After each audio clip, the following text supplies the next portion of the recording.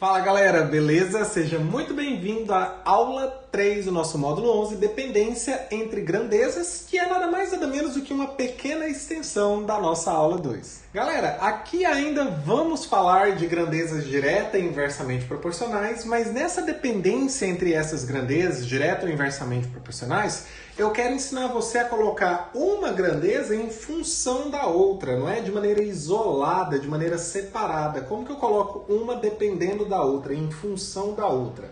Vamos ver os exemplos aqui rapidamente e nós vamos construindo essa escadinha nessa mesma aula aqui.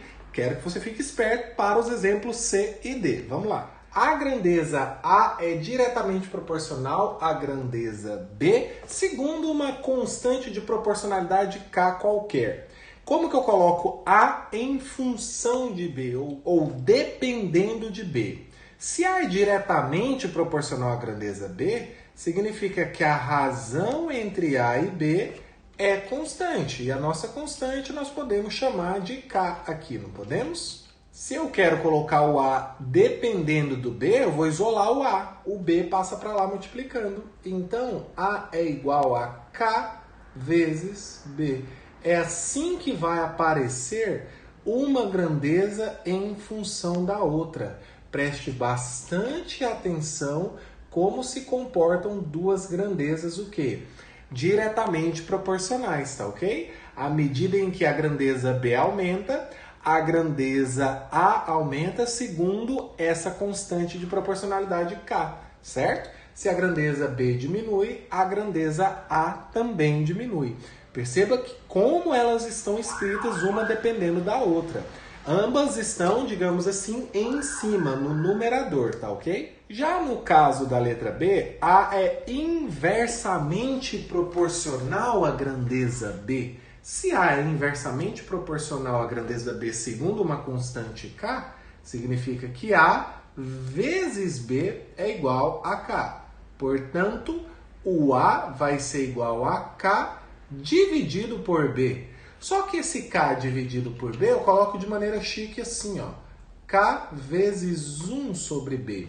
O que isso indica que a grandeza A, dependendo da grandeza B, é uma constante multiplicada pelo inverso da grandeza B, tá ligado? Perceba como se comporta A em função de B.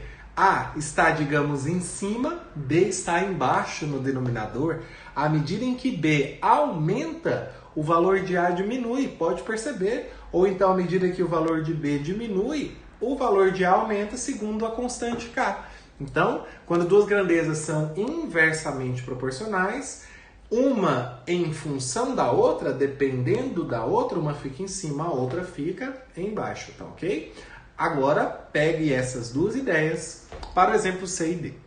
Exemplo C. A é diretamente proporcional à grandeza B e inversamente proporcional à grandeza C, segundo uma constante K. Vamos fazer direto, então.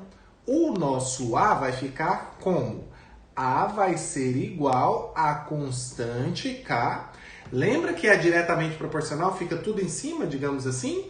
Vai ficar, então, vezes B, dividido por quem? Dividido por C, uma vez que C é inversamente proporcional à grandeza A. Então, C vai ficar embaixo. Quando eu coloco A em função de B e de C, é assim que vai ficar.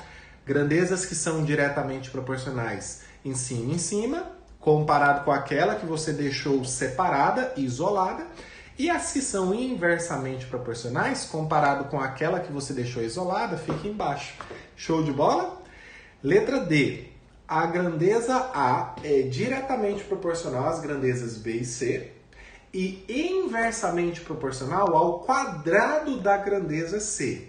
Vamos lá, então. Como é que eu coloco A segundo uma constante K em função dessas grandezas B, C? Opa, aqui é a grandeza D. Vamos consertar. Então, A vai ser diretamente proporcional às grandezas B e C. Nossa constante, B e C é diretamente proporcional, então vai ficar em cima também. B vezes C dividido pelo quadrado da grandeza D, porque é inversamente proporcional ao quadrado dela, então é D ao quadrado. Ficou embaixo porque é inversamente proporcional, se A está em cima, D está embaixo, O ao quadrado apareceu exatamente porque o nosso exercício pediu.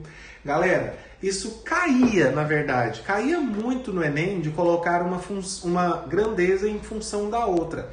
Deu uma diminuída, mas ainda aparece, principalmente com essa questão que eu vou colocar aqui na tela para vocês agora. Não é o objetivo aqui resolver essa questão, mas é para você comparar. Olha só, a força de atração entre dois corpos, né, a lei da gravitação universal de Isaac Newton, é o que está falando aqui. Olha só essa fórmula. F é igual a G vezes M1 vezes M2 sobre D ao quadrado. O G aí é uma constante. Força é uma grandeza, massa 1, massa 2, grandezas, D outra grandeza. Compara ela exatamente com esse exemplo D. Eu tenho uma grandeza que é A, que está fazendo o papel de F aqui no caso. M1 e M2 é como se fosse o B e o C. E o D ao quadrado é como se fosse o D, o Dzão que está aqui. E o K aqui está representado pela letra G. Entendeu? É a mesma fórmula, só que de uma maneira um pouco contextualizada. Um pouco não, né? Totalmente contextualizada lá na física. Então fique ligado que ainda pode sim cair essa relação, essa dependência entre grandezas, uma colocada em função da outra, simplesmente para você definir fórmulas, uma isolada comparada com duas ou mais outras grandezas, direto ou inversamente proporcionais. Galera, para finalizar nossa aula, os gráficos de duas grandezas, né, A e B, quando elas são diretamente proporcionais, se você colocar uma em função da outra, isso é uma função linear, né? Uma função afim linear que você vai ver melhor, inclusive no próximo módulo, módulo 12. Mas até chegar lá, basta você apenas saber que é uma reta que passa pela origem. Considerando A e B estritamente positivos aqui, maior do que zero, eu vou pegar só a parte positiva então. Essa reta é exatamente algo que parte aqui da nossa origem, tá ok? E segue de maneira crescente. Agora, se por acaso as nossas grandezas são inversamente proporcionais, o gráfico disso a gente chama de um pedaço, um ramo da nossa hipérbole. À medida em que B aumenta, o A diminui, né? Então se a gente pegar aqui, ó, à medida em que o B vai aumentando, o A vai diminuindo, o B vai aumentando, o A vai diminuindo, o B vai aumentando, o A vai diminuindo e nunca, nunca, nunca encosta nos eixos, tá bom? É só um pedaço da hipérbole, teria outro ramo para cá de maneira, o quê? De maneira simétrica a essa parte, mas eu estou pegando apenas A e B positivos aqui. E se você perceber, à medida em que B diminui, o A aumenta. O B vai chegando para cá, o A vai subindo. O B vai chegando para lá, aumentando, o A vai diminuindo. Ramo de hipérbole. Vou até deixar anotado aí, reta, ramo de hipérbole, para você não confundir isso daqui, caso caia no Enem, com parábola. Não é parábola, tá bom? No caso 2 aí. Então é isso, galera. Uma aula rápida para você complementar a sua aula 2 com essa aula 3. Espero que tenha gostado. Deixe aí o seu comentário, avalie essa aula. Espero ver você na nossa próxima aula.